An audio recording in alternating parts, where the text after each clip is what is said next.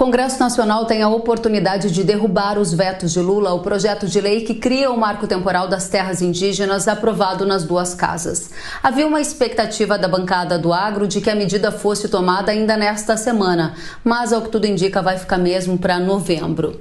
O presidente da Frente Parlamentar da Agropecuária, uma das maiores do Congresso Nacional, já disse ter os votos suficientes para a derrubada dos vetos do marco.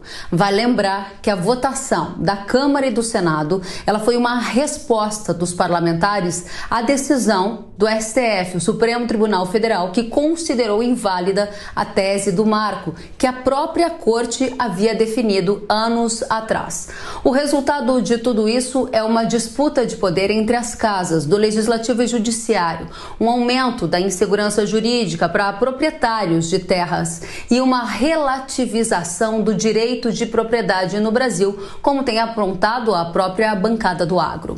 O Lula vetou vários pontos do texto, entre eles o que condicionava a demarcação de terra indígena à presença dos povos na área demandada na data da promulgação da Constituição, ou seja, em 1988. Foi vetada também a previsão de indenização para proprietários que tiverem títulos de terra e que eventualmente forem demarcadas como indígenas, e vetou a proibição da ampliação de demarcação de terras indígenas. A justificativa foi um chamado vício de inconstitucionalidade que ele referiu à tese rejeitada pelo próprio Supremo em setembro deste ano.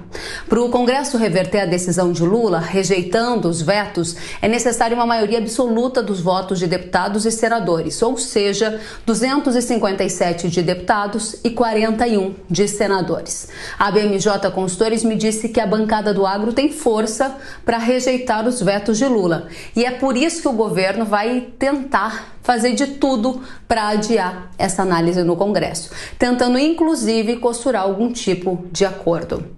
Enquanto não tiver a análise dos vetos, é esperado um aumento da pressão para acelerar as demarcações de terras indígenas ou até ampliar áreas aqui no país.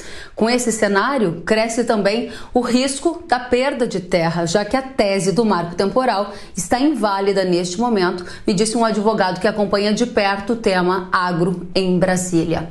No campo, agricultores de diferentes regiões vivem dias de apreensão, à espera do retorno da segurança jurídica e do respeito ao direito de propriedade das terras tituladas aqui no nosso país.